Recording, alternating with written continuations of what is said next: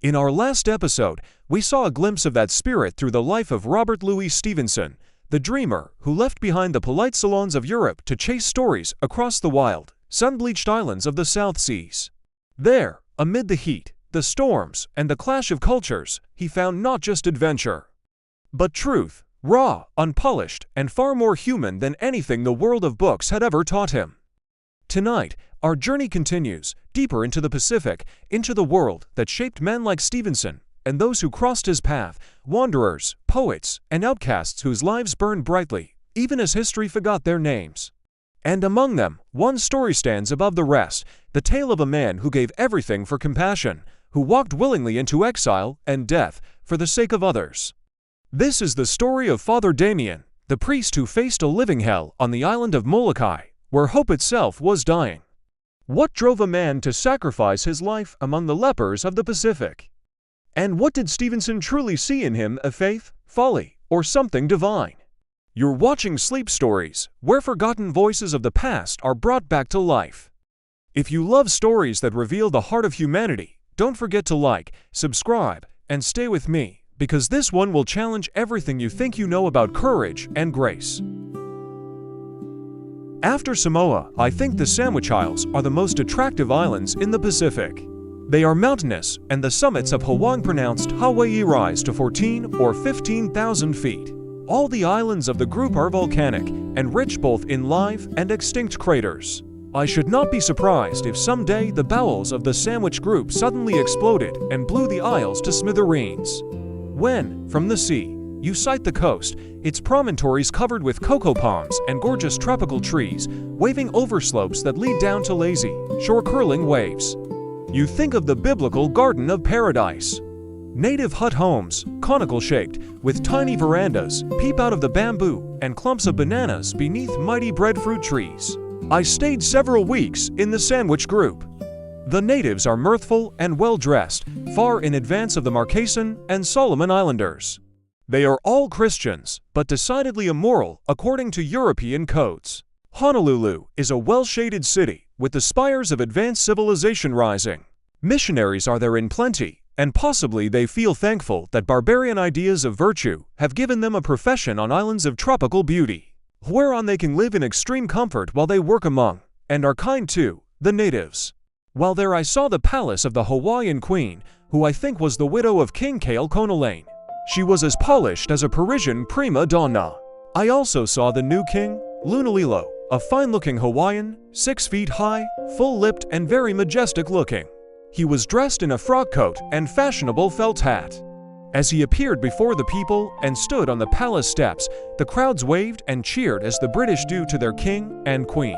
The Hawaiian climate is healthy, but Chinese leprosy attacks the natives and the white population, which consists of French, English, Kanakas Negroes, Chinamen, and ex-convicts. Swarms of mosquitoes find the Sandwich Isles a happy hunting ground for their race and are one of its drawbacks. I toured on the island steamer Kilauea to all the various isles and then stopped near Honolulu with Kuma, who was a Hawaiian. He was an old man, yet straight-figured, well-tattooed, and with intelligent eyes. His high brow denoted intellectual qualities, which were usually conspicuous through their absence from the heads of his race. Hawaiians are like all the South Sea Islanders and have a deeply rooted hatred for work. As they have embraced Christianity, heathen songs have ceased, and now, like caged birds on the polished perches of civilization, they sit and quote, parrot-like, all that the missionaries teach them. Kuma at that time had no calling. He was aged and had reared up a large family, and his athletic sons, who worked on shipping wharves at Honolulu, repaid Kuma for his past kindness. He had several married daughters also. I was not very well off at the time and gladly accepted the old Hawaiian's offer to let me occupy rooms in his home at a charge that nicely suited the state of my exchequer. Kuma had known Father Damien for intimately, that heroic leper priest who had devoted his life to combating heathenism and nursing the lepers on the Isle of Molokai, and had, a year or so before, died of the dreaded disease. So I was fortunately able to hear, directly from him, details of deep interest to me concerning the life and character of the celebrated priest who had emigrated from Louvain as a missionary to Honolulu, and after a strenuous life of self-sacrifice lay in his grave near his stricken children on the lonely Lazaretto Isle, Molokai. Joseph Damien de Voister was born at Tremelu, a small peasant village near Louvain, in 1840.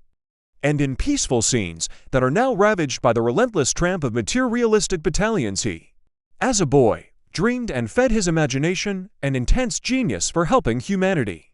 He died on the 15th of April 1889. It appeared that my friend had known Damien many years before he went to Molokai, had officiated as his servant, and helped the missionary build some of the extemporized churches and homes at Kohala and elsewhere. Sitting by his side, by the window of his humble homestead, while native children romped under the palms out in the hot sunlight, I talked to Kuma of many things. And hearing that he had known Father Damien, I at once plied him with questions. Was Damien a kind and good man, Kuma? I asked, and then, with much pride that he was able to give me information concerning such a popular white man, he blew whiffs of tobacco through his thin, wrinkled lips and answered, I have cut wood and dug hundreds of post holes for the great white priest, and he no pay me. Did not pay you, I said, astonished. No, he answered. I knew that he was poor and had no money, and so I work for no wages. After many questions and replies, which dealt chiefly with the Hawaiian's own character and importance, I gathered that Kuma had collected firewood for the lonely priest and had done many services for him, both as a friend and a servant, out of a good heart. For it appeared that Damien was not by any means an austere man or master, but one who worked with those around him in a spirit of good comradeship. If anyone imposed upon the natives and Damien heard of it, he would hotly resent the imposition, and with flashing eyes shout and fight for their rights as though they were his own children. Years before Damien went to Molokai, a handsome Hawaiian girl who lived at Kahalo loved a Society Island youth who had, with his parents, emigrated to the Sandwich Islands. The father of the maid disliked the youth, who was an idle, good-for-nothing fellow, and so would not encourage the lad's attentions to his daughter. For some time the lovers met in secret, for love laughs at locksmiths in Hawaii as well as elsewhere. One night, as Damien sat by his fireside in his lonely hut having his humble meal, the lovesick maid appeared at his door. Crossing her hands on her breast, she bowed, half frightened, and after much hesitation pleaded to the Catholic father on the youth's behalf, begging him to help her, for she was in great distress. And knowing that Damien was a great missionary and priest of the white god, she suddenly fell on her knees and confessed all. She was in trouble through the lad, and, telling Damien this, she laid her head on his knee and cried bitterly. For the kindness of his eyes soothed her and made her feel like a little child. Gently bidding her to rise, the father told her to cease from troubling and said, Go, my child, home. Tell thy father all, also that thou hast told this thing to me, and I will come and see him. The priest did all that he promised, and the next evening the sinful youth, who had brought sorrow to Ramau, for that was her name, appeared before the hut door wherein lived Father Damien and, shamefaced, hung his head for a long while. Kuma, who sat telling me all this, added, and the great white father put the spirit of Christ in Juno's the lad's heart, for he became good, and worked hard, and was forgiven for that which he did, and they were happy, and had many children. And I learnt to love Juno in his manhood, for he was a good father, and kind to the maid, who was my daughter, and, saying all this, he pushed the window higher up and pointed to a tall maid who, in her reedy robe, came singing down the track by the jungle ferns. On her bare shoulders she humped baskets of live fish, which had been just caught below in the sea. She, Kuma said, is my granddaughter, and was the unborn child of the fallen maid whom Father Damien was kind to. And there she stood in the doorway and gazed on us both with laughing, sparkling eyes, bare from the waist upwards, excepting for a thread of beads hanging at her breast and a Catholic cross with a tiny figure of the Virgin Mary swinging below. I looked at her with deep interest and thought of the kindness of the missionary priest, dead in his grave at Molokai. Kuma showed me a Bible which had been given him by Father Damien. It was well thumb-marked, torn, and penciled by the priest at those pages where he had made my friend memorize different passages. On the front leaf was Damien's signature. On my handing the sacred gift back to the Hawaiian, he carefully placed it at the bottom of his chest. And I knew that it would be no use my attempting to get it from him, however much I might want the book. Many interesting things did I learn from my stay at this native's house, for night after night, I would get him in a reminiscent mood. It appeared that as time wore on the young priest, who was a handsome, healthy-looking man, became somewhat subdued and saddened and aged considerably in the space of 3 or 4 years. At times, he was morose and unapproachable, though afterwards he would gaze with kindly eyes on those whom he might have spoken to in anger. "Did he ever go away?" I asked Kuma, and he answered, "Sometimes he would go for 1 or 2 days, and often at nighttime go off wandering alone in the forestlands about his house. And night after night at sunset he would sit with his chin on his hands and gaze toward the seaward sunset, with eyes that saw far away." And then Kuma added, "And I would say, 'Master, shall I get thee more firewood?' And he would not answer, but would steadily gaze on, and I could see the tears in his eyes, and I knew that he sorrowed over that which I knew not of, so earnest was Kuma's manner that, as he told me these things, I saw the past, the lonely hut home, and the exiled priest gazing into the sunset, sick at heart as he dreamed of his childhood's home across the world. I wondered somewhat, and thought over the stories Raltoa of Samoa had told me, which I have written about in my earlier book of reminiscences. For Raltoa the Samoan had also known Father Damien, as, of course, hundreds of natives did, and had told me, unasked, of his kindness and heartfelt sorrow for those who hid from the leper captors, as they searched for the stricken people. For leprosy had wiped out thousands of the natives of the Sandwich Islands and elsewhere. When once the victims revealed the purplish yellow patch on their bodies, they were doomed, for no cure was, or is, known for the scourge of leprosy. In Kuma's house dwelt a chief who lived in Oahu. He had elephantiasis, which had swelled his legs to 3 times their normal size. He used to sit under the pandanus trees reading his Bible as I talked with Kuma, and I was extremely pleased to hear, on inquiring, that his complaint was not contagious. For when he squatted with his knees up in front of him, so swollen were his limbs that his body and head were hidden from view. But to go back to Kuma's reminiscences. What happened before Father Damien went away to the leper isle of Molokai? I asked, and Kuma answered, he became most sad, and then wished many of my people who had the leper patch goodbye, and promised to go one day and see them, and made them happier with smiles and promises. And often he would go a long way off to comfort those whose relatives had been taken to the dreaded lazaretto. "Did you see Father Damien after he had gone to the lazaretto?" I asked. "Yes," he replied, and he looked most sad and very, very much older, and I asked him of my sister, whom he had seen at Molokai, for she was stricken with the plague, and he said, "Kuma, your sister is happy, the spirit is well, though the flesh, which is nothing, is ill." Then Kuma told me much of the doings of the Flemish priest, how he had toiled incessantly for the welfare of his native children, ministering to their souls, and how his influence had soothed their hearts, hearts that still half-nurse the old traditions. For the Hawaiians were originally a wild race, and still their songs told of heathen mythology, of mighty warriors, of love and ravishment, and of cannibalistic times, so Damien's task of reforming them was no easy one. For many years the dreadful scourge had crept, with its fatal grip, over the whole of the Sandwich Group, and as time went on, it became so prevalent that the Hawaiian government decided that the best step to take to stay the horror of fetid rot, which was annihilating the race, was to isolate all those afflicted with the disease and send them to Molokai. Molokai was a lonely, half-barren, all surrounded by rough, beaten shores of crag and fortress reef that forever withstood the charges of the seas as eternally they clashed, broke and moaned through the caves of the death-stricken isle, echoing and mingling with the moan of memories and deathly cries that faded on the dying lips of the plague-stricken men, women and children who rotted till they became lipless skeletons, still alive in their tomb, the gray, gloomy lazaretto of the leper isle. Terrible was the grief of the natives as those employed to separate the lepers sought out all those who were spotted with the livid leper patch. Father Damien's heart was sick within him. He heard the lamentations of forced farewells, as, standing by their captors, helpless men and women, gazing over their shoulders, looked into the eyes of those they loved and went away forever.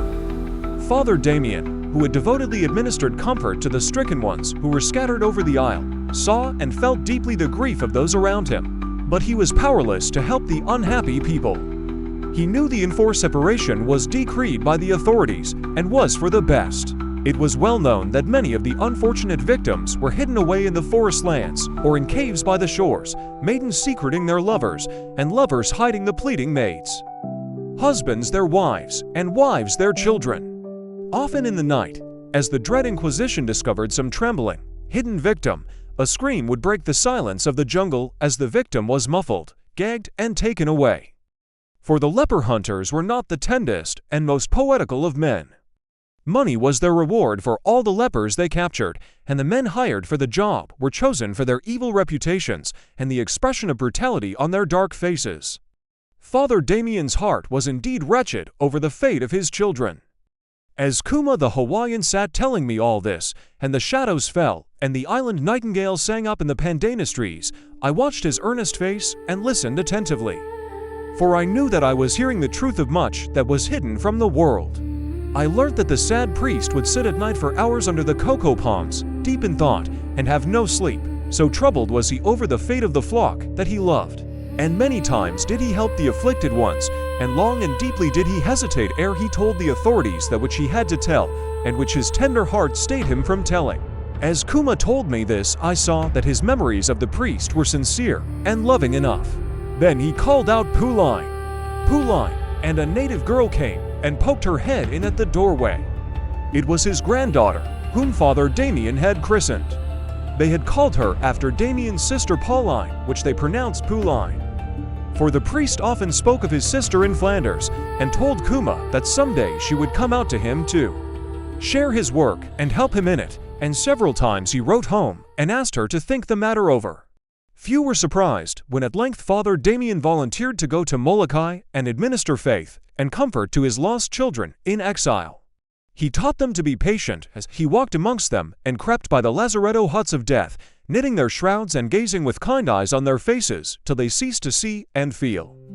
And he buried them. Lonely indeed those nights must have been as, alone with grief and silence, his bent form hammered and hammered, beating out the muffled notes that drove in cough in nails. For he made the last beds of his dead children, digging their graves and burying with his own hands many scores of the stricken dead, until he at last succumbed to the scourge himself.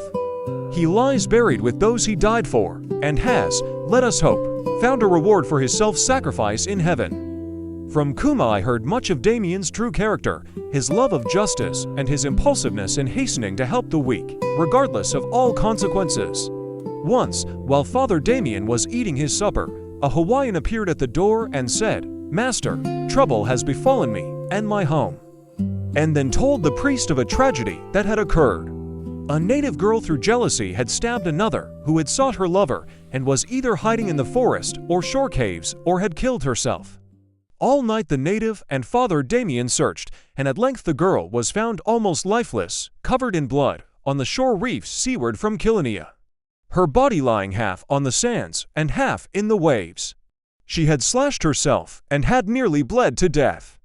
Damien carried the girl for miles in his arms, bandaged her, and saved her life. Also the life of the girl she had stabbed so viciously in her jealousy. When they were both well again, he brought them together, made them embrace each other, and swear to forget all, with the result that they became greater friends through being erstwhile enemies. Each secured a lover to her liking, and ever blessed the Great Father who had befriended them instead of handing them over to the authorities at Honolulu, authorities whom Damien hated. For they moved on material lines and looked upon cruel force as the best means of discouraging crime, and on kindness as insanity more dangerous than the crime it forgave. In a corner of Father Damien's lonely little homestead, he kept the cherished letters that arrived from his homeland across the sea. Night after night, he would take those letters out and read them through again, and then tenderly place them in a small pot and hide them beneath his trestle bed. They were letters from his sister Pauline and other relatives in Flanders. One night he sought them, and they were missing. Great was Father Damien's grief, and even rage flushed his face as he demanded of Kuma if he knew of their whereabouts. For hours he searched, and never was the master in so great a temper. "He looked much fierce, and his eyes fire, and then cry," said Kuma, as I listened. "What did he do then?" I asked. "Did he find the letters?" "Yes," said Kuma. "He did find letters. A dog that Father Damien had been kind to had smelt and pawed them up and run off with the pot, which we found in the scrub. The Great Father was then good to us and did ask me to forgive him for that which he said, which I did do, and the dog to he forgave." And Father Damien once more smiled, stroked the shaggy thief, and it sat up, looked at the father's eyes, wagged its tail, and was happy. I often heard a lot of discussion about Father Damien's life and work, sometimes between rough island traders, and sometimes between men of the conventional middle class. A few of the former had met Father Damien or knew those who were acquainted with him, but most of them expressed opinions from hearsay and the low or high order of their own instincts. Robert Louis Stevenson's celebrated open letter to Dr. Hyde had much to do with the popular nature of the controversy and the growing enthusiasm for the self-sacrifice of the dead priest. For those who may not know the exact facts, I relate them here. After Father Damien's death, Robert Louis Stevenson, whilst cruising in the South Seas, happened to read a paper that contained a letter written by Dr. Hyde of Honolulu to the Rev. Mr. Gage of Sydney, who in turn sent it to the Sydney Presbyterian for publication. Here is the letter. To the Rev. H.B. Gage. Honolulu, the 2nd of August 1889. Dear brother, in answer to your inquiries about Father Damien, I can only reply that we who knew the man are surprised at the extravagant newspaper laudations, as if he was a most saintly philanthropist. The simple truth is, he was a coarse, dirty man, headstrong and bigoted. He was not sent to Molokai, but went there without orders. Did not stay at the leper settlement before he became one himself, but circulated freely over the whole island. Less than half the island is devoted to lepers, and he came often to Honolulu. He had no hand in the reforms and improvements inaugurated, which were the work of our Board of Health, as occasion required and means were provided. The leprosy of which he died should be attributed to his vices and carelessness. Others having done much for the lepers, our own ministers, the government physicians, and so forth, but never with the Catholic idea of meriting eternal life. Yours, etc. C. M. Hyde. Published in the Sydney Presbyterian, the 26th of October 1889. When Robert Louis Stevenson read the above letter and the comments upon it, he was deeply incensed and wrote a defense of the priest about which the world knows. Mr. Melville, whom I met at Apia, told me an interesting story about Robert Louis Stevenson and his championship of Father Damien. While Mr. Melville was a passenger on a ship, the Lubeck, I think, he sat near Stevenson, who was dining in the saloon. The conversation touched on Father Damien and Dr. Hyde's letter, and when a passenger revealed by his remarks that he was half willing to believe Hyde, Stevenson almost shouted and insulted him. The passenger, irritated, persevered with his opinions and said something further, whereupon Stevenson said, "Some of you men still make one think of the danger of Christ's mission and his risks on earth," or something to that effect. On this the passenger answered, "Mr. Stevenson, you forget yourself," and Stevenson immediately replied, "I would to God that some of you fellows would forget yourselves and remember the virtues of others." When Mr. Melville told me this, I smiled, for from my own personal recollections of Robert Louis Stevenson, I knew that he did not need a battalion of supporters to help him maintain his own opinion. When he felt that he upheld a noble purpose, for Stevenson was a fearless, though gentle soul, even apart from his literary life and work. Indeed, Damien found in him a kindred and worthy champion. Not always are men able so well to express outwardly that which they beautifully write and feel.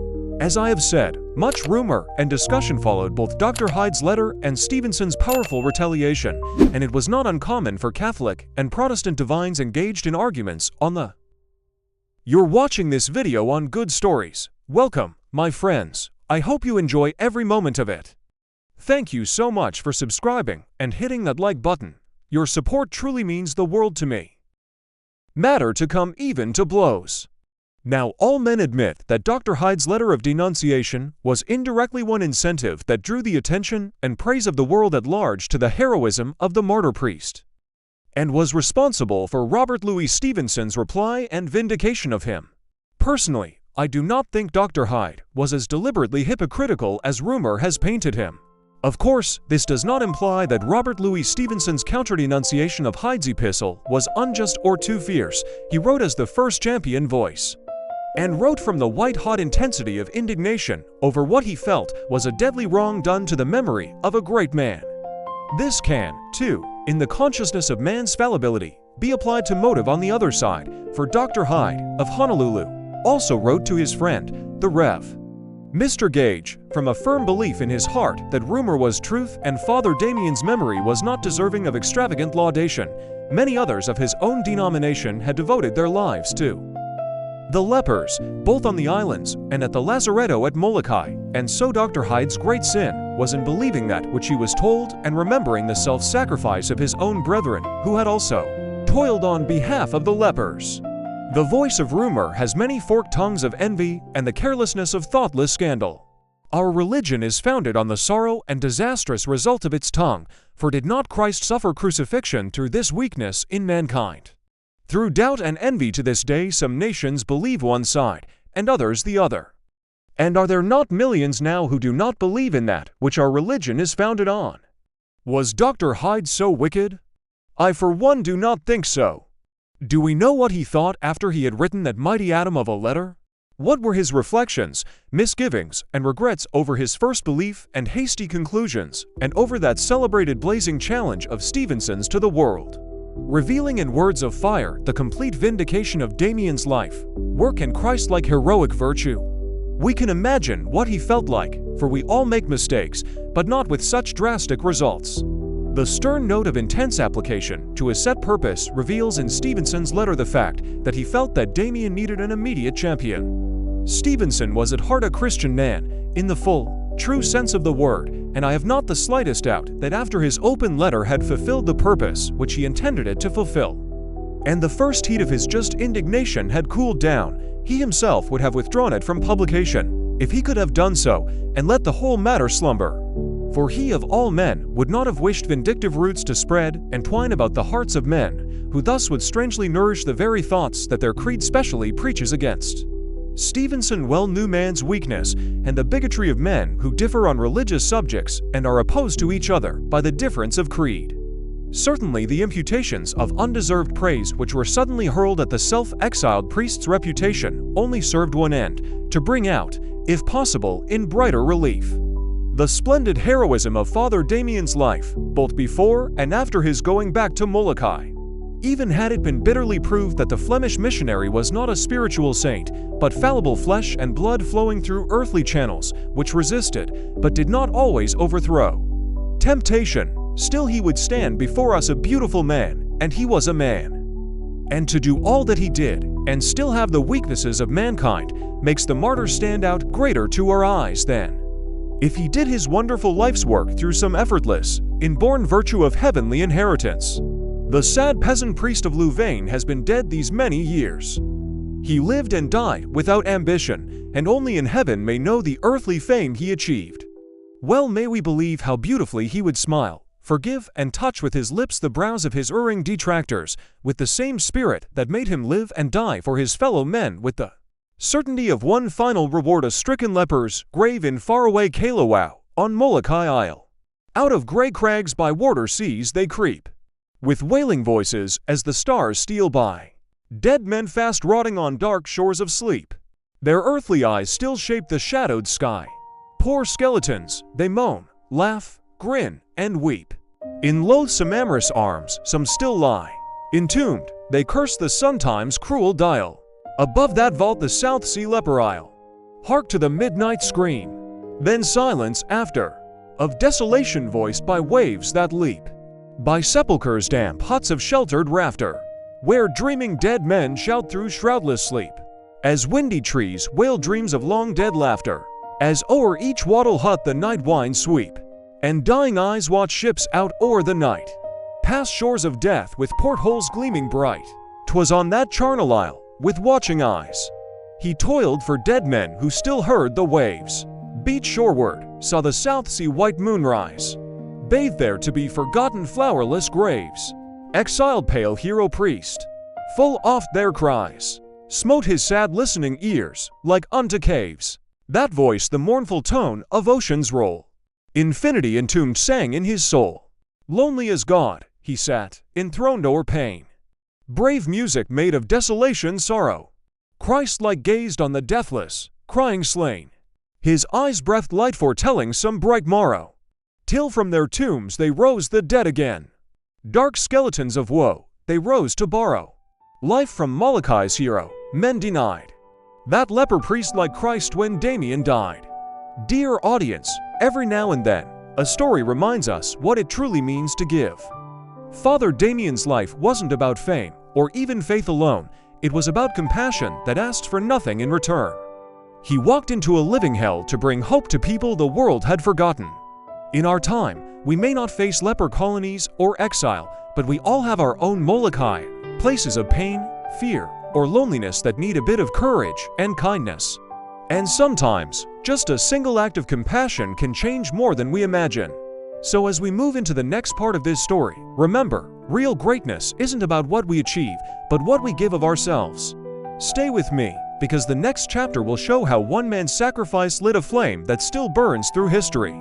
I easily recall to mind my farewell days in Samoa, and the native trader with whom I lodged. His homestead was a comfortable bungalow, sheltered by cocoa palms, and not far from Saluafada village. I had not much money at that time, and my friendly native only charged me just what I could afford to give him, which was, unfortunately, very little. He had 3 daughters and 2 grown-up sons who were just about my age. They spoke good English, were good companions, and we had merry times together. I gave the eldest daughter music lessons during my short stay. Her father purchased a cheap German violin down in the stores at Apia, and the Samoan's daughter made rapid progress. I taught her to play by ear. Her relatives came in from the districts to hear her play her first Samoan hymn. I have never been so complimented for my teaching ability in my life as I was over that dusky girl's progress. I felt well repaid by their gratitude. They fed me up, for I had been ill for a fortnight with a severe cold and was getting thin. I went off almost every evening with the sons fishing and lived in real native style. I enjoyed the various native dishes from Mrs. Pompo. My host wife was a clever cook and served up the cooked fish with stewed yams and many more island delicacies. Poi poi was a favorite dish, a mixture of taro, breadfruit, yams, and wild bananas. My host had several wealthy relatives living inland, and at last the sons, young Pompey and Tango, succeeded in persuading me to go off to the inland villages with my violin to visit them. I well remember the long, hot march they gave me, as I tramped between them for miles and miles along tracks just by the coast, and then inland across paths by the cocoa palms. Some of the journey was over rough jungle country, beautiful with tropical trees and flowers. Merrily my comrades sang as I plucked the fiddle strings, banjo fashion, marching along far away, with the civilized cities thousands of miles behind. We slept out the first night, as indeed I often did in my travels. Pompey and Tango lay asleep on each side of me as, sleepless, I looked round my bedroom floor and saw my palm trees standing windless and still, and my bright stars over me flashing in the midnight skies. Next day we passed across thick island jungle and then suddenly emerged onto a large clearing, where by a river stood several isolated huts. Through the doors came rushing brown-faced native girls, with delight and wonder shining in their dark eyes at hearing the music of the fiddle. Like little dark devils, barefooted children came running behind us, and then, just as we were passing close by the half-open hut door, out came the picturesque bigger girls for the second time. For they had seen my white face and had rushed indoors with haste, all screaming out, "Papalongi!" They had forgotten their fig leaf, so to speak. At the very most, natives, boys and girls who lived inland, wore little dress beyond the primitive reedy, and if they wore more than usual, it was some remnant of European clothes, given them in exchange for curios or as wages by artful traders. On the green, scrubby slope, under a palm tree by her hut door, stood a full-figured, dark Samoan mother, showing her white teeth as she smiled. She looked like some grotesque statue as she stood there quite still beneath the blue tropical sky, for she wore a delicate undergarment as a robe, which just covered half of her bronzed figure. Present, possibly, from some trader's wife.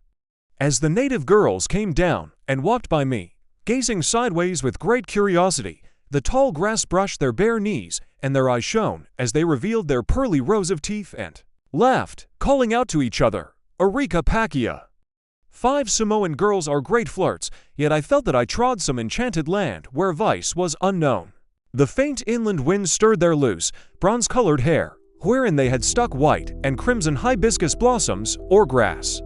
Several little mites, with tiny wild faces, came close up to us and stood with boastful bravery a moment in front of me, their little demon-like eyes anxiously striving to examine my violin. And when I suddenly struck all the strings together off, they rushed back to the hut doors and gave a frightened scream. Out poked the frizzy heads of all the mothers to see what the hullabaloo was about. When they saw me, they waved their dark hands and shouted, "Cowha!" or "How do you do?" as I tramped by between my two comrades. 5. White man.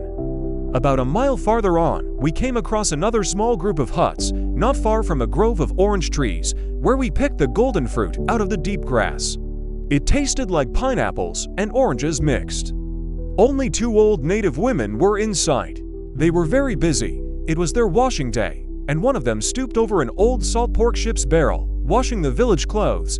On a line hard by, stretched between 2 coconut trees, hung a row of newly washed reedies, steaming in the hot sun.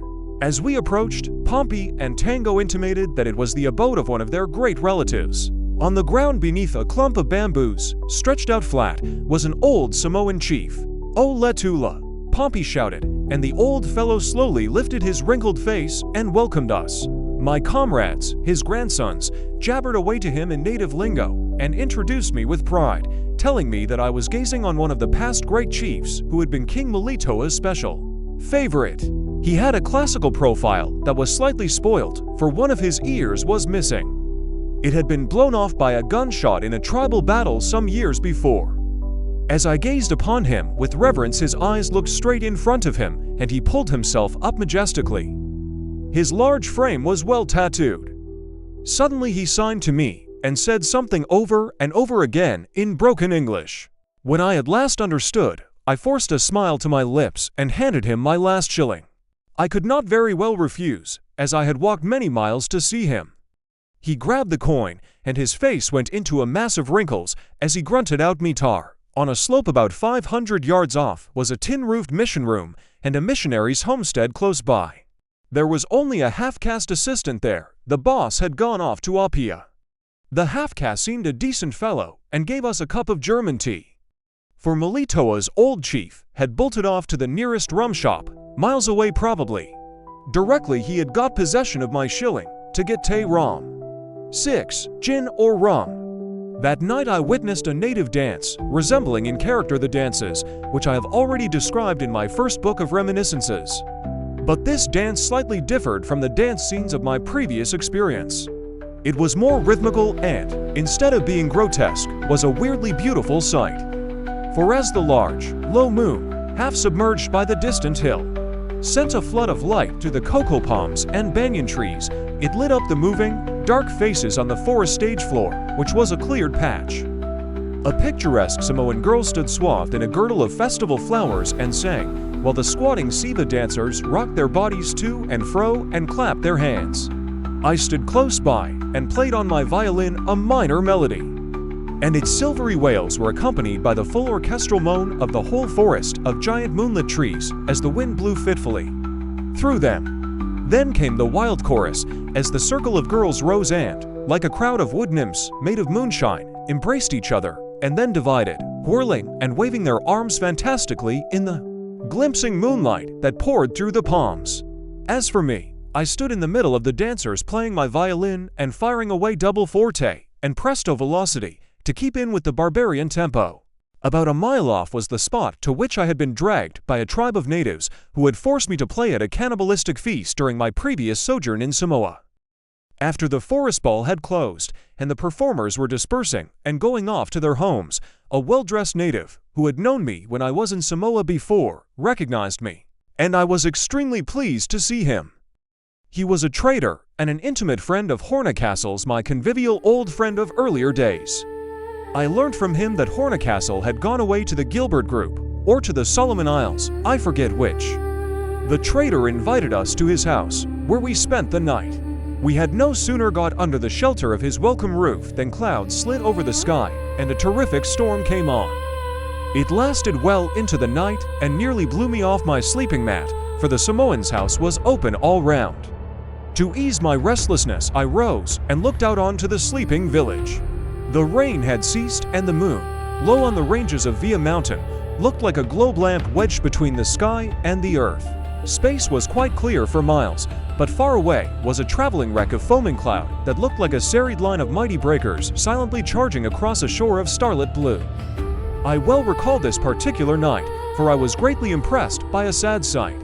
Under some cocoa palms just below, I saw a light glimmering in one of the natives' shed-like huts, and I heard native voices.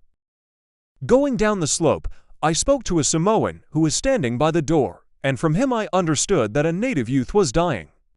He had been ailing for some time and had been suddenly taken worse. The relatives had fetched the priest, who was kneeling by the bed mat giving the last benediction.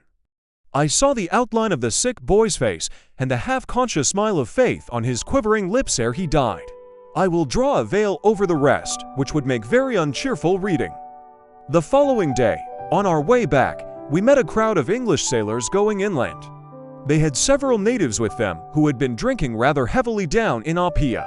As we approached, the sailors, spying me and my violin, shouted out, "Hello, matey, where did you get that hat? Any girls round these parts?" And then all started to do a double shuffle.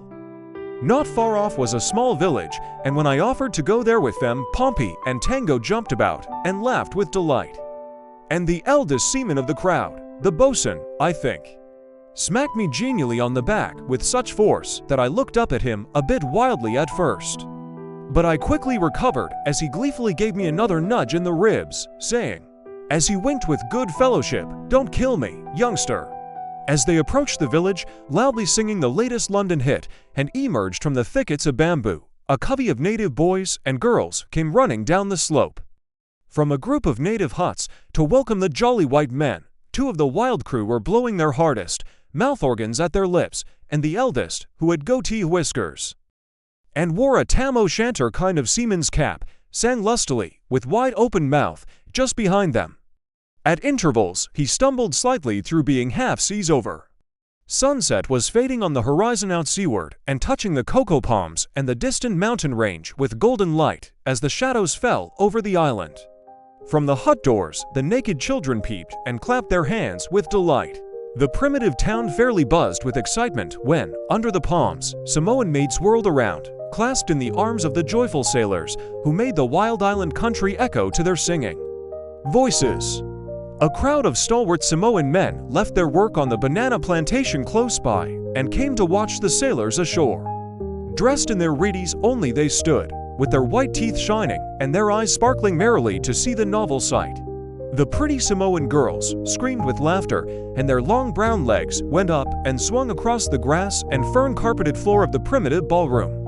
As they twirled round and round in the sailors' arms and looked over their brown shoulders at a corpulent, fat native woman who hailed from the Solomon Isles. For she imitated the drunken boatswain's high kicks and fell down, purposely, on her heavy bareness, to the shrieking delight of the whole onlooking village, as I played the fiddle. "Birds of a feather flock together" is a true saying. And I must confess I enjoyed myself seeing my countrymen so happy. At the far end of the village was a native store, run by a half-caste who sold kava and terrible stuff called the finest whiskey, when the first dance was over. With their bashful partners on their arms, dark eyes looking up admiringly into blue ones, they all went across the slope to get refreshments. The sailors had money and treated the natives, who were all on their own, for the missionaries were away on the coast somewhere, attending a festival. So the mission rooms were deserted, and the Lotu songs unsung that night, and the sailors were welcomed by them all as missionaries had never been. Pompey, Tango, and I followed the crew about, and they treated us to lime juice drinks. We refused the whiskey. When they were all primed up again with native spirit, and the stars flashed over the windless palms, they had another dance, and 6 native women, who did not care a tinker's cuss for anyone on earth when the missionaries were away, stood opposite the sailormen all in a row, mimicking them in a jig, the hibiscus blossom stuck in their thick hair tossing about. The missionaries somehow got to hear of it all, and there was an awful row. Some of the women were taken before the fakelai, or native judge, and fined $1, 1 month's wages, and they sat with shamed faces for hours in the mission room, counting their beads about the only dress they had worn that night, doing penance, while the real culprits went on to their ship out in the bay. When we got back, in the early hours of the morning, old Pompo jumped off his sleeping mat and started bellowing at his 2 sons for overstaying their leave. I took all the blame and explained that the old grandfather, The late High Chief Taloa had been so pleased to see us that we had been compelled, through sheer courtesy, after his enthusiastic welcome, to accept his invitation to stay on. Hearing this, the old chap toned down, and we went to bed and slept soundly. I went on the tramp steamers next day and applied for a berth. The chief mate promised me a job, so I went back to my friend the Samoan's home and stayed there till the matter was settled. Nina, the youngest daughter of my host, who was about 12 years of age, was an extremely pretty girl and very romantic. A day or two before I left Samoa, I came across her sitting by the shore holding a seashell to her ear, listening attentively to its murmur and singing to herself. "Why do you listen to the shell's voice, Nina?" I asked. "They are singing to me," she said, as she looked up into my face with earnest, wondering eyes. "Who is singing to you, Nina?" I responded, rather surprised at her remark and the assurance in her manner that someone was singing to her in the shell. Then I heard from her lips an example of the poetical Arabian Nights of the South Seas. Crossing her legs, she arranged her pretty yellow frock, then put her finger up as though to tell me a great secret, and as I sat by her on the rock, she told me the following story. "There still lives an old heathen god deep down under the sea. His home is a large cavern, so big that its roof is the floor of all the ocean. In this big cavern is a beautiful country, lit up by the light of all the sunsets that have ever sunk down into the great waters out in the west. For it is in the west, deep down in the sea, where the old gray-bearded god's door is. Every night, just as the days are going to bed, the lonely god stands by his door, with his big watching eyes gazing up through the waters as the sun sinks slowly down into the sea. For he knows it is on the sunset fires that he will catch the shadows of dead Samoan sailors who have been drowned by the upsetting of their canoes when the great storms blow. For when they die, their shadows swim away to the sun directly it commences to sink, and then, clinging to the golden light, they go down, down, and are caught by the big god as he stands by his door, under the sea, pulling the sunset in as a fisherman does his nets." "And what does the god do with them, Nina?" I said, as she sat hesitating and looking up at me with her pretty brown eyes. "Well," she continued, as she put her finger to her lips and dabbled her little brown feet in the waves that crept up the shore in foamy curls, "for thousands and thousands of years he has been watching and catching the dead sailors and all those who are drowned in the storms. And as he stalks along through his wonderful countries, his endless forests under the sea, moving through the light of yesterday's sunsets, all the shadows of the dead sailors follow behind him, singing and begging him to catch also the dead girls and women who have been drowned. But in a deep voice that echoes and is the thunder you hear when the storms blow, he says, 'Mia Phantos, my children, you must only love me and not love mere women.' But still the shadows follow him, imploring and singing, 'Oh, bring us the beautiful dead girls and women.' And their voices, forever echoing through the cavern roof, come up to the top of the ocean shores and caves. And you can hear them, though they are far away, faintly calling, calling to the big god under the sea. So all the girls and women come down to the shore and, if they have no one to love them, they put the shells to their ears and listen to the calling voices of the dead sailormen." "Do you believe that, Nina?" I said, as I looked at her. Then she nodded her pretty head with absolute conviction. And I too listened to the shell's murmur and pretended to be astonished and convinced. "Nina, and what becomes of the dead girls who are drowned?" For answer she looked up at me sorrowfully for a while, then said, "The big sea god is jealous of women, so he takes them out of his nets of sunset and throws them back into the waters, just as a fisherman does with the fish that are of no use to him." "And what becomes of them then, Nina?" "They turn to ruios, sea swallows, and you can see them very early after dawn flying away into the fire of the rising sun, whence all that is beautiful comes." And saying that, she looked up at me with her pretty eyes staring thoughtfully. "Who told you all those beautiful things, Nina?" I said. Then she looked up and told me that when she went to see her grandfather, who was that old chief, Oletula, he told her many wonderful things about the sea gods and the old heathen gods who once lived in the clouds and the forest of Samoa. So I tell you that which Nina told me, though I could never infuse into her beautiful, simple story the earnestness of her pretty eyes, the note of certitude in her innocent voice, or the poetry of her childish imagination. I like that little Samoan maid. "Goodbye, Nina," I said, after bidding the others farewell. "You go away on Te Book and never come again." "I may come back someday," I answered. I saw the tears in her eyes as I left her. She's a woman now. I wonder if she remembers me. Before I proceed, I must relate an adventure I had while passing along a forest track after playing at a native dance. It was a beautiful evening. The cocoa palms, mangroves, and dark orange and lime trees were bathed in the sunset's light, and the soft wind from seaward drifted sweet scents to my nostrils. I was hurrying towards Apia town before dark came on. Suddenly I heard a scream. The night errant fever of other days leapt like lightning to my eyes. A woman was in distress. I stood still and cursed inwardly, for I had only my violin as a weapon. I threw my shoulders back, looked swiftly at the skies, then rushed up to the slope's top. A white man stood under an orange tree. In front of him was a beautiful Samoan girl. He seemed to be a large-framed, well-knit man, and I felt a tiny thrill of hesitation. But in the forest shadows just behind me, my old heroes, with dauntless eyes, seemed to be shouting, "Forward to the rescue of distressed loveliness, onward!" The white man had once more gripped the native girl and was shaking her. Her eyes looked around appealingly. The supreme moment to do or die thrilled me. I dropped my violin case and, longing for a comrade, with a bound I was on him. For a moment we wrestled silently. "Ah, God, and Dian," the villainous seducer muttered as I gripped him by the throat. Crash! On my head came a blow. The Samoan girl had struck me on the back of the head with my violin case. I heard the fiddle within hum TRRRH as the 4 strings vibrated to the blow. They were jealous, quarreling lovers, and the girl, seeing that I was getting the better of the German, had suddenly relented. I had a thundering headache all night and have never rescued a woman since. I saw an old Matafan chief die of old age in Saluafata village. I shall never forget the sight or my feelings at the time. He lifted his aged, shriveled face from the sleeping mat whereon he died and begged the heavens to save him. Around him wailed his children and grandchildren. He was well loved, for all seemed earnest in their grief. I saw his eyelids close. I heard him murmur in Samoan a prayer to the gods of old, for the child's belief revives at death. His dying frame tried to sit up. The tattoo engraving on his breast, of warriors and weapons, went out of shape as his skin wrinkled in agony, and then his eyelids closed forever. His death forced me to wonder on the mysterious cruelty of the universe. Theologies give death a divine intention, but that sight affected a sense in my innermost soul, and death did not appear to me as a boon. Soon after I joined the ship in Apia harbor.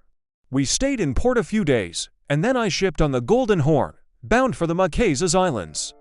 I had been there a year or two before, and had a fancy that I should like to see the old spots once more. The schooner's crew were mostly Samoans, the cook being a German. The skipper, Alfred Richardson, an Englishman, was not more than 30 years of age. I slept in the cuddy. The old man took a fancy to me, or at least to my violin playing, so he, the English mate, and I had a fine time together. The weather was squally for a week and kept the crew busy, and then a calm fell, and we hardly moved. The boat was a splendid sailor and ran like a hound with the yards almost squared. I remember the beautiful, calm nights as the sails half filled and flopped and the rigging rattled. The ocean about us was drenched with mirrored stars. So calm and bright was the water that we could look over the side and see the shadow of our ship and all the silent heavens over it. And the mirrored, beautiful Katafa frigate bird sail across the sky on silent wings. The Samoan sailors squatted on deck and sang weird ditties. I played the violin, and even the skipper joined in good fellowship. Sometimes we fished and caught bonito, a beautifully colored fish. Soon the wind sprang up again, and we made rapid headway across the wonderful world of waters. One moonlight night, I was standing on the starboard side thinking and gazing at the skylines, ghostly bright in the moonlight for miles around us, when the great ocean silence was broken by a complaining monotone, such as you hear when you place a seashell to your ear. I instinctively gazed over the side and saw far off, opposite the weather side of the moonlit skyline, curling and tossing breakers, where liquid masses soared and dissolved on the coral reefs of an enchanted isle, for enchanted it looked to me as the tiny wind drifted us onward. Slowly the inland palm-clad mountain ranges rose, and the groves of cocoa palms and dark-leaf tropical trees, and out of the creeks and bay came native canoes filled with paddling, singing savages. Presently we saw their dusky faces as they raced across the moonlit water, bringing their bargains of fruit, pineapples, wild bananas, and corals, and alas, 2 or 3 of them, who had no wares to sell, were accompanied by their immoral wives. Up the side they came, clambering like savage mermen out of the ocean depths. Their frizzly, wet heads came above the rails and, puff, they leapt on deck and pattered about on naked feet. They were pleasant, bright-eyed, shaggy fellows and the world's greatest talkers. They jabbered and jabbered till sunrise burst over the ocean, and before us, over the bows, half a mile away, lay Heave-O-Eh. I asked the skipper to give me a long leave of absence ashore. Very well, Middleton, we are not going for a fortnight. You can go off, and mind you behave yourself and bring that fiddle back. All right, sir, and thank you, I said gratefully, for he really did treat me as though I were a passenger. I had played cards with him and taught him melodies by ear on the fiddle. Come on, Sam Slick, I said to my comrade, who was an American fellow and came from Frisco. I was reading Sam Slick the Clockmaker, and so gave him that name, for he was a kind of slick. He was about 26 years old, but as boyish as I was. A merry-looking fellow, with a little straw-colored mustache, gray, kind eyes, thin lips, good-natured and determined, and his long legs balanced on enormous feet.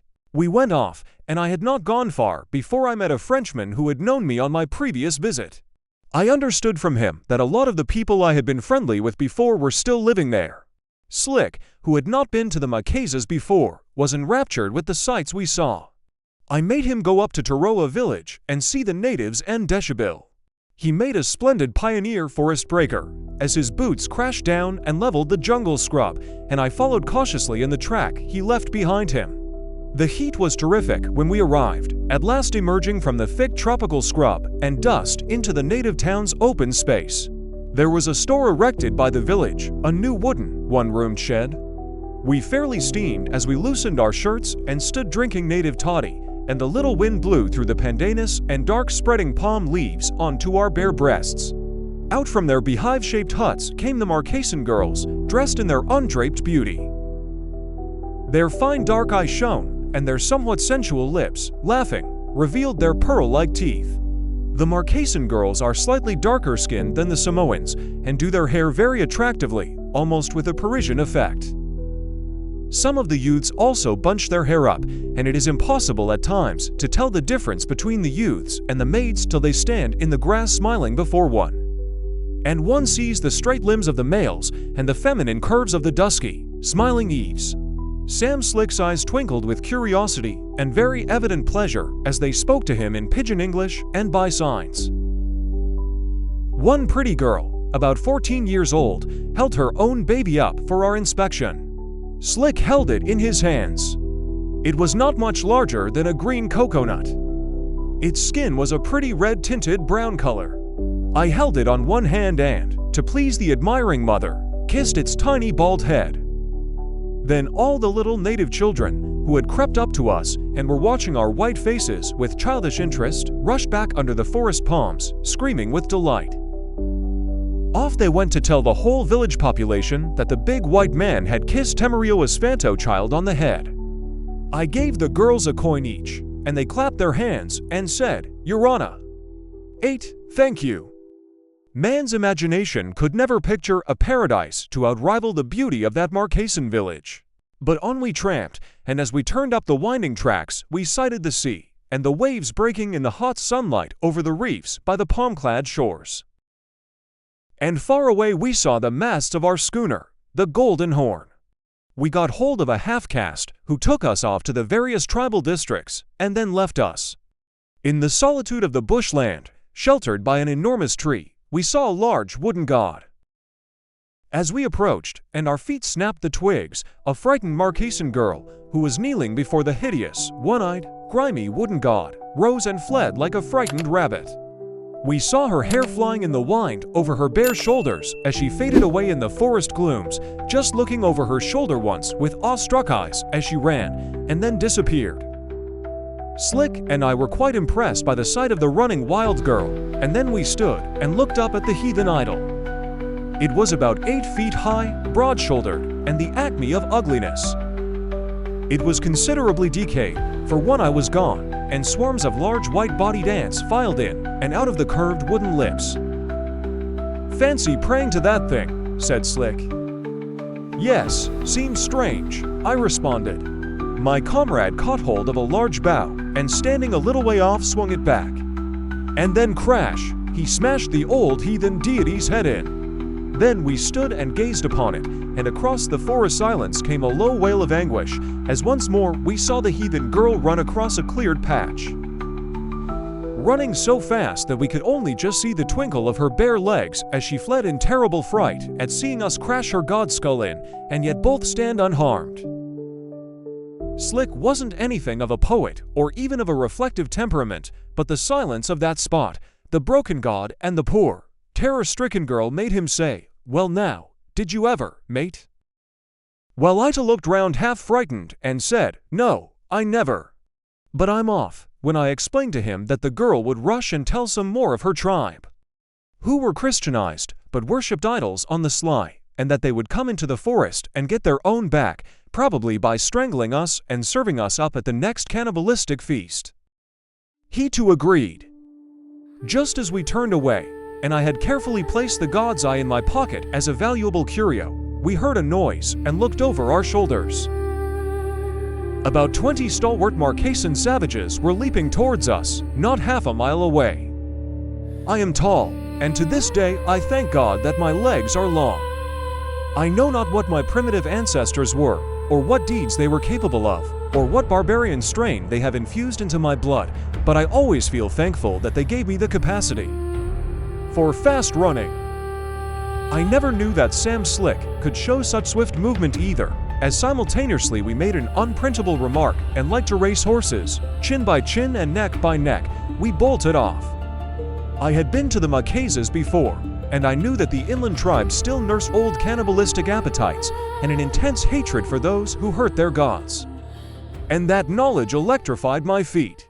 Only the mechanical pumping of our breath could be heard as we raced across the slopes. Presently I saw that I was gaining in the flight. My nose was moving through space just about 1 inch beyond Slick's nose. The savages were shouting behind us. I distinctly heard the wild, savage wails, and looking back, I saw their dark faces coming through the forest of palms. Slick's face had gone white, mine, I think, had turned ashen gray. The sound of running in the forest just behind us grew louder. If we did not reach the village before they overtook us, we should have to fight for our lives. I had by then gained the courage of resignation, and turning slightly I gazed back through the great beads of perspiration dripping from my eyebrows. I told Slick to p-p-p-ick-sti-ick-as-u-run. Double quotes, each word came out in jerks, for at that time we were almost tumbling down a steep slope. As we rushed up the next incline, I spied some stout branches, and together we stooped and gripped one each. "I'm done, Slick," I muttered. "So am I," he breathed out, as we stood on the top of the slope and entrenched ourselves behind a lot of bush, prepared to sell our lives dearly. We both felt nearly dead as we leaned against each other and prepared to give battle to the semi-savage men who were rushing down the opposite slope. Then the strangest thing happened, but one which I believe happens to most men. When we found that we had to fight, a splendid delirium thrilled us. We piled the dead logs up, gripped our weapons, and waited with a grim feeling of exultation at our hearts. We would go down to the festive board game. Slick stood by my side, a real brick. "Let 'em come, the brutes," he said. Up came a stalwart fellow and almost leapt over our branch parapet. I lifted my club, and down it came, crash, on Slick's head. I shall never forget that terrible mess of mine, or poor old Slick's cry as I fell, and the savage buried his teeth in my leg, while with both my hands clutching his hair I called loudly to Slick to help me. Down came my chum's club onto the foe's shoulder, and in a moment we had him up bodily, and between us swung him and hurled him over the dead wood, and down the slope he went rolling.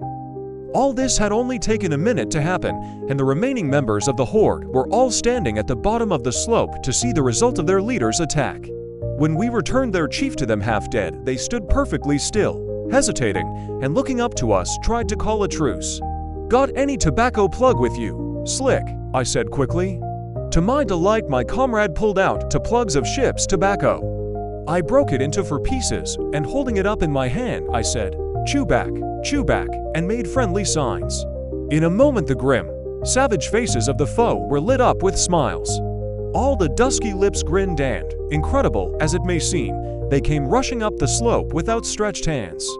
I at once made signs to them not to come too near, and then called the best-natured looking one. And, as he came close up to me, I stretched forth my hand and said, "I give you Tepakia, 9. Then I put a bit of tobacco plug in his dark fingers and signed to him that if they all went away, I would give him a lot more. Upon which he went back, and presently all his companions went away up the slope opposite us, and standing at the top of the hill, watched the true sparrow return to us for the promised tobacco. "Tobacco! Don't you give it him till they go another mile off," said Slick. And after parling again, we got them out of sight, and then, to make doubly sure, gave them only half of the remaining tobacco. As soon as the true sparrow went off with it to his companions, we took to our heels and did not stop running till we arrived at the village where we had left the half-caste guide. Outside the guide's homestead we lay and rested for 2 or 3 hours before we recovered from our exertion in the sun and the fright. We told the guide about the idol, and he said that if we told the authorities they would go and arrest the Marquesans. Then he asked us if we would be witnesses and not say that he had anything to do with giving them away. I at once declined, and so did Slick. We did not want the whole tribe to swear a vendetta and seek our lives. We made ourselves comfortable and happy in the village. Many of the old chiefs lolled about by the huts, pretty little homes made of twisted bamboo, elevated on crossed palm stems. Scarred with old wounds which they had received in tribalistic battles, they looked grim, wonderful warriors. Some were tattooed extensively and had large hairy warts on their cheeks and ears. They loved to talk of the good old days ere the bloated whites came across the seas and the Marquesan Rome fell. Sly old native women, hideous and wonderful looking, peeped at us, then sighed, and went on chewing their tobacco or betel nut. Pretty girls, with hats made of palm leaves and clad in a muumuu trimmed with flowers, passed along the tracks that lead from village to village. A tapu cloth chemise that reached to the knees. As we went on after resting, we heard the confusion of noises in the native huts. In some the occupants were singing happily, and in others shouting with hot rage in family squabbles. Often a youth or a girl suddenly rushed forth from the den door, flying for dear life, as the old chief snarled, tattooed face peered forth, ablaze with anger that his own children should dare argue with him and say the heathen gods were only wood and stone. Sometimes babies disappeared in a mysterious way, and the native mothers wandered about the villages beating their hands together and wailing most mournfully. Terrible rumors floated about in those days, for some of the old chiefs had a taste for sucking long pig. No man who had any respect for his soul would swear by it that the grisly old chiefs and old concubines did not sit by the festive fires far away inland and gnaw the bones of those very missing children. Slick and I bathed in a lagoon and felt greatly refreshed. I rubbed the bruise that my club had given him with palm oil, and though he moaned a bit, the lump soon went down. Next day, we went to our schooner and slept on board. The skipper was away for a week, so we once more went off wandering, and when we returned to go aboard, to our surprise the Golden Horn had gone. She had been originally chartered to take a cargo of tinned meats and foodstuffs to Papeete and many of the isles and groups scattered about, and had suddenly received orders to sail. The skipper had sent off to try and find us, and then left word that he would probably be back in 3 weeks. 3 days later, being stranded, we went aboard a trading steamer and asked for a job. She was bound for the Carolines and then across to Samoa and Tonga. They did not want any hands, so at dusk, just before she sailed, Slick and I went down in the hold and stowed away. They put the hatch on about 10 minutes after we had got below, and we were then imprisoned in darkness. We lay side by side against some barrels and bunches of green bananas and unripe oranges, which are always plucked green for cargo purposes. We had a terrible time together. The days and nights became a blank. We lived on the bananas and green orange juice. At last, in our desperation, we climbed up over the barrels and thumped the decks, but no one heard us. As we lay down, trying to sleep, large hairy ship rats jumped at us and squeaked. I struck at them with my violin case and smashed it, and as I lay half asleep, I felt their soft snouts poke and sniff in my ears. Slick swore that they were flying rats because they seemed everywhere and flapped about. We found out after that large island cockroaches were flying about us and the rats were leaping at them. Slick became as downhearted as I did, though he was a good fellow and brave too. "I'd sooner have stopped in Heave-O-F for years than go through this, mate," he said. One night, when the steamer was rolling and pitching, I sat on the barrel by Slick's side and played the violin furiously. "Perhaps they will hear that," I said. "Go on, scrape the thing," said my comrade, and I tore away at full speed. "It's no good, Slick. It's blowing hard. Can't you feel her rolling? We must wait till it's calm." Next day, or night, it was silent, and we only heard the screw shaft revolving, so I got the violin out and started scraping again. I must have torn away for 2 hours. Suddenly a stream of light flooded over us. The manhatch had been lifted off, and the crew of astonished sailors and the skipper, mate, and chief engineer were looking down. "Godnit, I wonder what next is going to happen on this old packet," shouted the astonished skipper. "Come up, you men." Slick went up the iron ladder first, and I followed after, while the chief mate looked grimly down at the bare banana stems and at heaps of green orange peel. They had heard the violin through the storm during the first night's orchestral appeal for help, and had come to the conclusion that a ghost was aboard. For, as the mate told me afterwards, it was only a wail that sounded faint and far off above the storm. The skipper forgave us, and we were treated well considering our sins. I was placed in the stokehold, and Slick was put to coal trimming. When we arrived at Upolu, Slick made up his mind to stay and go off with her to Honolulu. I left. Nina, Pompo, and all my old native friends were delighted to see me again and took me straight off on a fishing excursion round the coast. I never saw Slick again, but if ever he chances to gaze upon these reminiscences, he will see I have remembered him and still feel that I could not have found a better comrade the world over for the escapades that we went through together. Dear audience, I see this as not only the memory of a traveler, but also a mirror reflecting each of our journeys. The story tells of a poor wanderer living among the simple people of Samoa, teaching a girl to play the violin, then setting out again with his bow in hand and a heart full of dreams. Through his adventures, he witnesses beauty, death, love, and loneliness. Sometimes the most precious thing in life is not where we arrive, but the hearts we meet along the way. Escapades that we went through together, whoever you are and wherever you go. Keep a little gratitude and kindness in your heart, for they are the purest notes in the long music of life. And finally this, keep your compassion sharp. When the music swells, whether it is a village chant or a cornet in the dark, listen for the single human note that does not boast and does not beg. Follow that note. It will lead you home.